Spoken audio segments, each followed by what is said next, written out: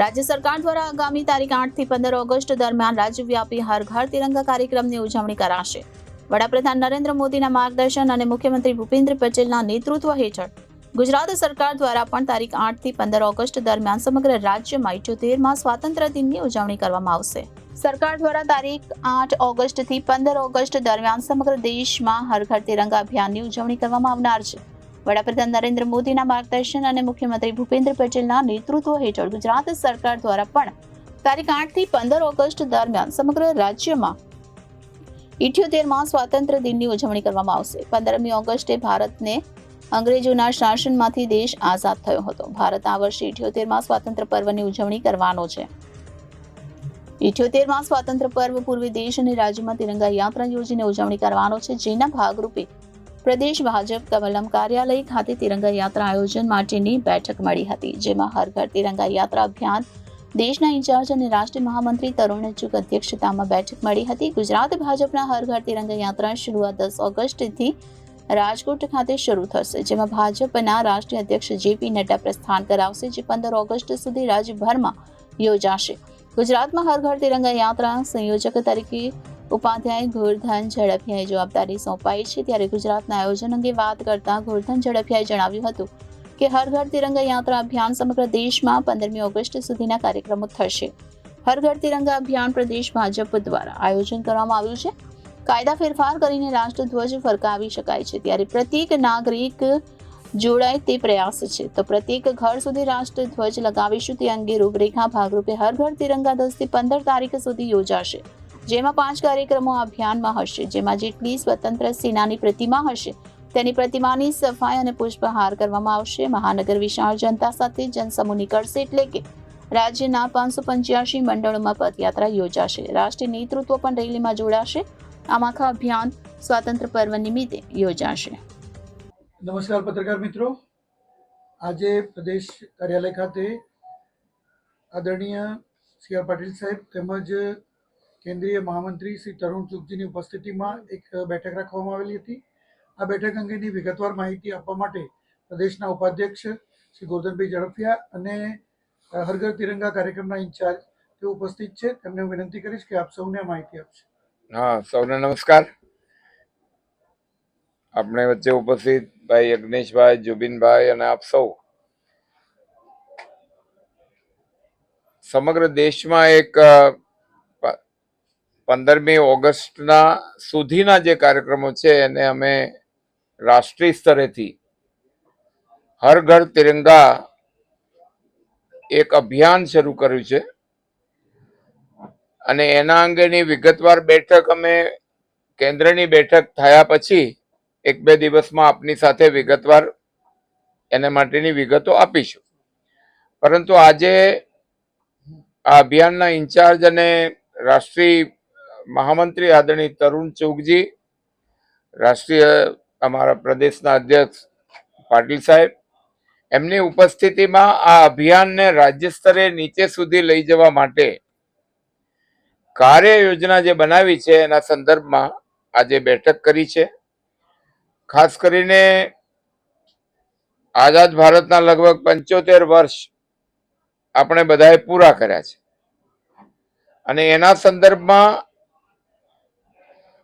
રાષ્ટ્રધ્વજ માટેના જે જુદા જુદા નિયમોમાં જકડી રાખેલું કે આવો તાર હોવો જોઈએ, અહીંયાથી ન લગાવાય, એટલો ઉતારવું પડે, આ એક પ્રકારની કાયદામાં ફેરફાર કરીને જે રીતે આપણે ધ્વજને ઘરમાં પણ લગાવી શકીએ, આપણી ઓફિસ પર લગાવી શકીએ, એક રાષ્ટ્રધ્વજ એ કોઈ માત્ર કાપડનો ટુકડો કે એની અંદરના ધાગા નથી, એની અંદર ભારતના રાષ્ટ્રનો પ્રાણ છે અને એ રાષ્ટ્રીયતા બોર્ડર ઉપર જ્યારે આપણા સેનાના જવાનો લગાવે છે, જાનની બાજી લગાવીને લગાવે છે અને એ ઝંડા માટે શહીદી વોરવા તૈયાર છે. આ ભાવ સાથે આખા કાર્યક્રમો રાજ્યભરમાં દરેક ઘર સુધી ઝંડો લાગે, રેલીઓ પણ થવાની છે. મહાનગરોમાં ખૂબ મોટી રેલીઓનું આયોજન કર્યું છે. આખું માર્ગદર્શન તરુણ ચુગજીએ વિગતવાર આપ્યું છે, પણ ઇન ડિટેલ પ્રોગ્રામ અમે જ્યારે પ્રેસ કરીશું ત્યારે આખા ગુજરાતના નીચે સુધીની બધી જ વ્યવસ્થા, કેન્દ્રની પ્રેસ લગભગ આજે થઈ જશે, ત્યાર પછી બધા પ્રદેશોમાં એક દિવસ આખી વિગતવાર પ્રેસ અમે કરવાના છીએ.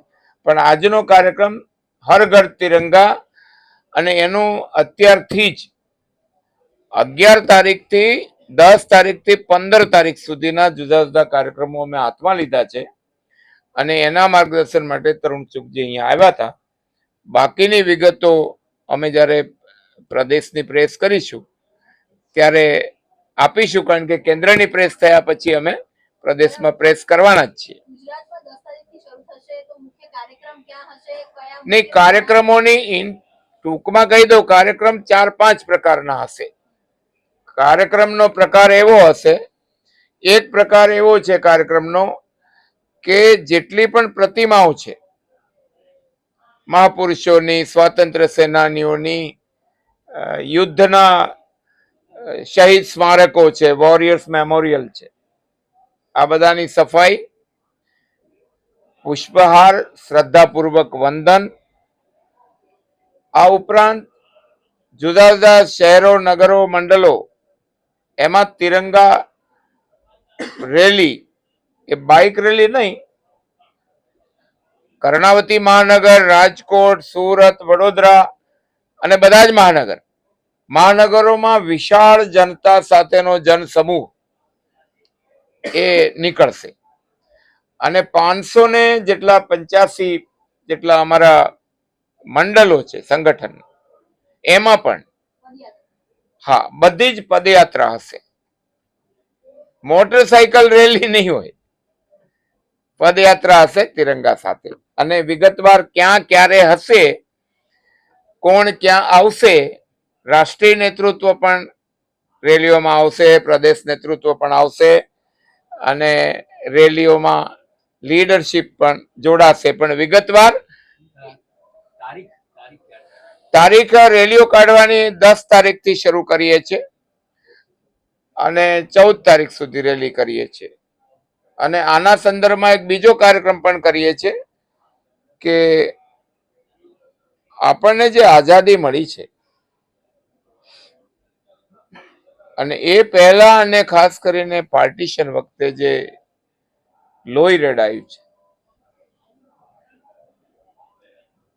અને જે પીડા, ભારત માતાની 2 ભુજાઓ કપાઈ ગઈ પછીના દ્રશ્યો હૃદયદ્રાવક છે.